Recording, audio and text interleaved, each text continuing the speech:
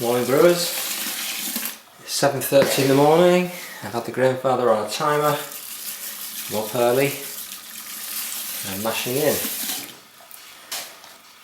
a special brew session because I'm making a collaboration beer in that I'm brewing a Saison, a Rhubarb Saison, but not just any Rhubarb Saison.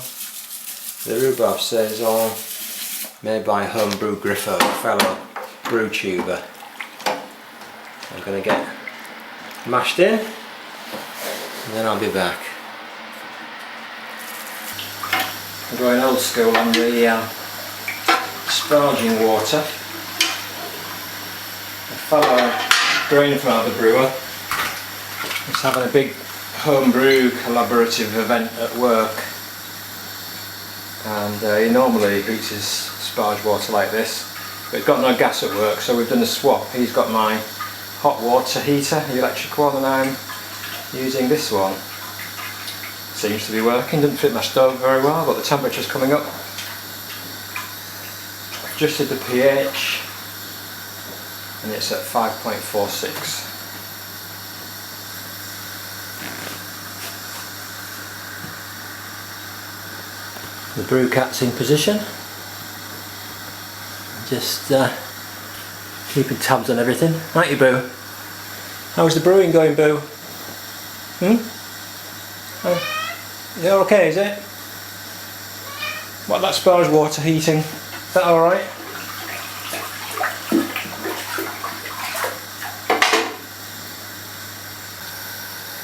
Started out quite milky and cloudy, but it's cleaned up beautifully now, as you can see. It's really pale. There's only Pilsner in there, wheat malt, Carapils, Vienna malt, so all the pale malts. Looking really nice. And we're at 10 minutes to go.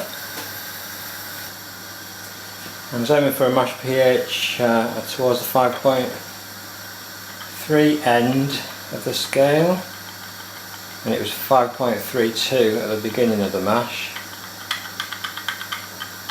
And now we're 5 minutes from the end of the mash. It's 5.38.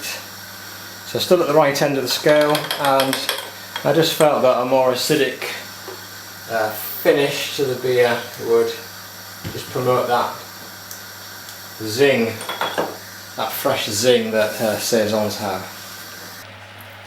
In terms of water, I did some research on what people were using in terms of water profiles for Saisons, and I went with the Brewing water yellow dry profile, so that's, you know, yellow coloured beer, quite dry and hoppy.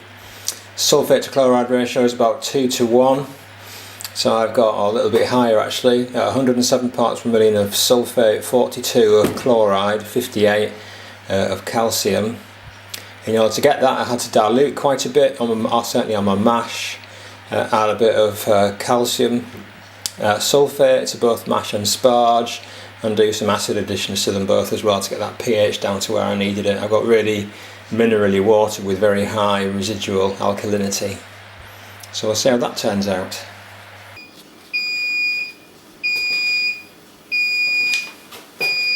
Just reached boil.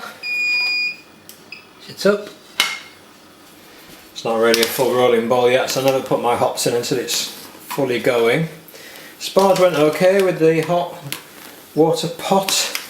I'm exactly 2 litres short on my boil volume, so I'm 99% certain I miscounted the jugs of water I was putting in. I'm 2 litres short, but I'm not going to worry about that. I'll get the boil done and top up the final volume according to what gravity I get.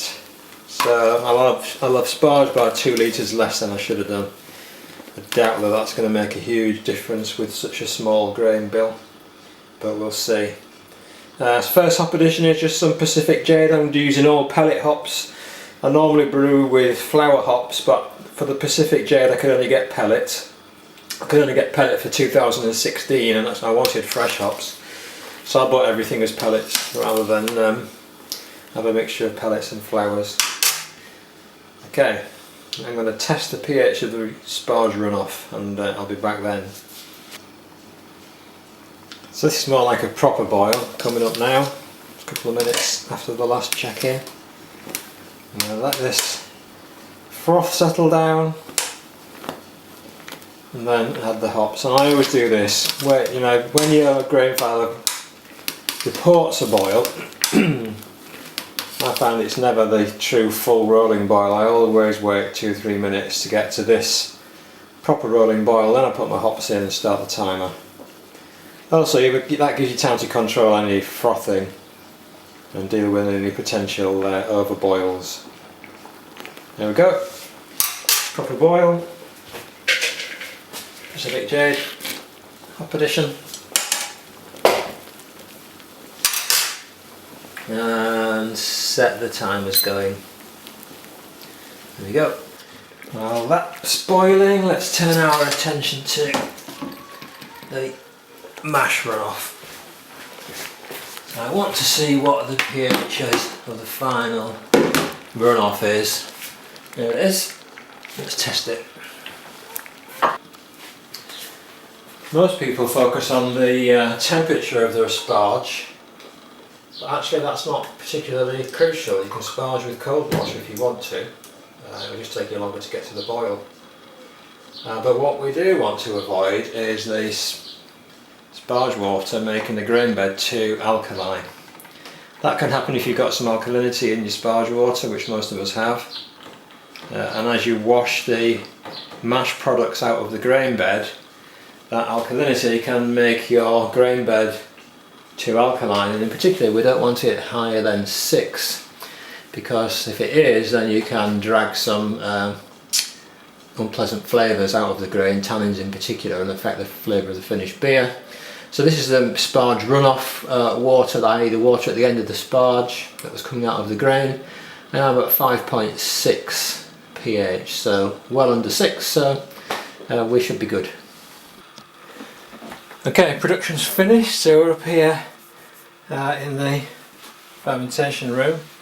This is my fermentation fridge, so at the top at the minute I've got some bitter that's ready for cold crashing actually, so I'm just going to check the specific gravity of that and move it out, and this is where the Saison will go.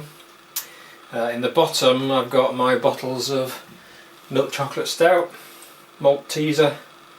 That's was bottled a week ago. It's just in there resting and conditioning at the right temperature for a while.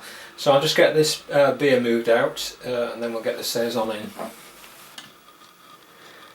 This is the yeast. It's Y yeast 3711 French Saison. I've started it, taken a sample to keep in the fridge for future use, cold crashed it overnight, so I'm just going to pour off some of that liquor on the top and then we'll pitch it. So, here we go.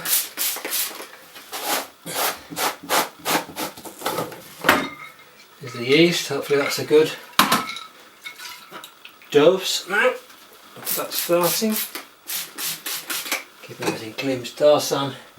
Use a magnet to stop my stirrer dropping in.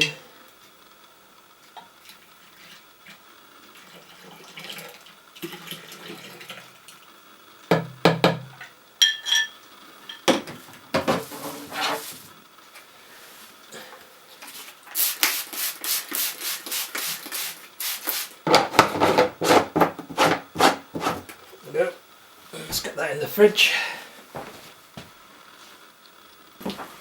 Okay, swap the bitter for the Saison.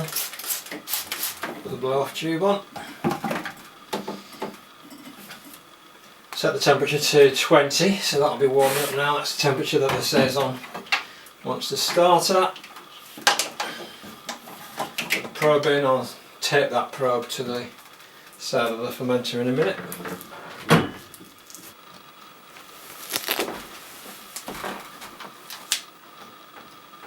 Go.